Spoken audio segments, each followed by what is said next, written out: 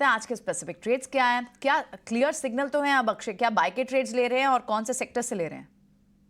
जी good morning Priyanka ji. Morning. मैंने जो दो स्टॉक्स का चुनाव किया है दोनों एफएमसीजी क्षेत्र से है। तो आप जनवरी सीरीज की स्टार्ट देखें तो एफएमसीजी जो काउंटर्स है काफी लाइमलाइट में आ चुकी है, काफी स्टॉक्स में बाइंग की एक्शन रुक देखने को मिली है।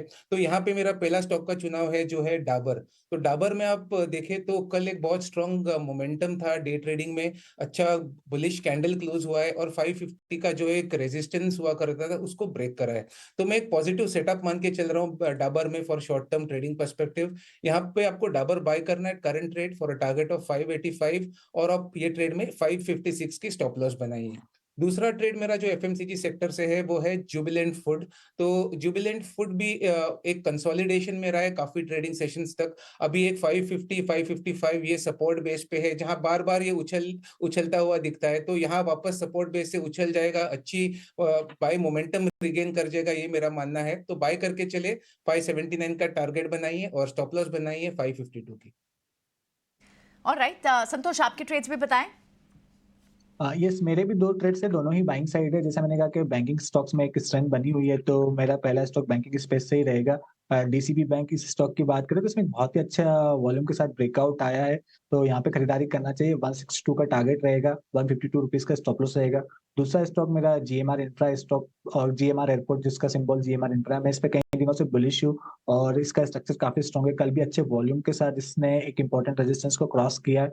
लग रहा है कि शायद यहाँ से और स्ट्रेंथ बन सकती है और मुझे लगता है ये स्टॉक बहुत ही जल्दी 3 डिजिट में भी जा सकता है। इसमें खरीदारी करना चाहिए। 88 का टारगेट रहेगा, 83 रुपीज का स्टॉप लॉस रहेगा।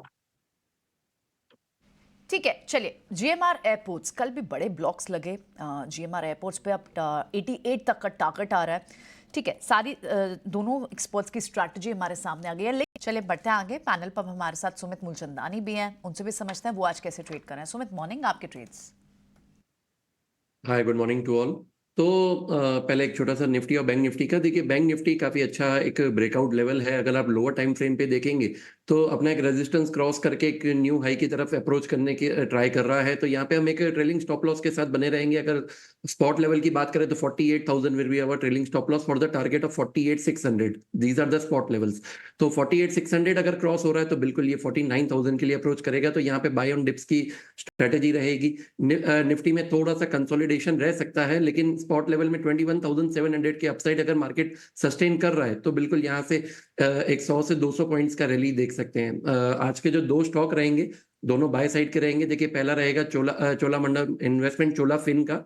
काफी अच्छा एक ब्रेकआउट कल दिया हुआ है और अपने पिछले जो रेजिस्टेंस लेवल था 1270 का, उसको क्रॉस करके सस्टेन किया है। तो यहाँ पे आप बाइंग अपॉर्चुनिटी देखिए for the levels of 1390 and 1460 with the stop loss of 1240। जो दूसरा है वो है जेएसडब्ल्यू एनर्जी। देखिए, स्टॉक ने अपना 480 का एक हाई बनाया था, उसके बाद एक प्रॉफिट बुकिंग आया हुआ था, लेकिन स्टॉक ने अपना 50 डे मूविंग एवरेज को काफी अच्छा एक बेस बना के पिछले 8 दिन के सेशंस का एक ब्रेकआउट दिया हुआ है। तो यहाँ पे लग रहा है कि ये फिर से अपना पिछला जो हाई है वहां पे जा सकता है। तो 408 के एक स्टॉप लॉस के साथ आप बाय कीजिए फॉर द टारगेट ऑफ 466। ठीक है, जेएसडब्ल्यू एनर्जी, अब इसमें एक रीबाउंड शुरू हो गया, एक रेंज में रहा एक न्यूज़ के कारण। उसके बाद कल भी आप देखें 3-3.5% की तेजी थी। अब 466 के लेवल्स सुमित मूलचंदानी यहाँ रिकमेंड कर रहे हैं। ठीक है,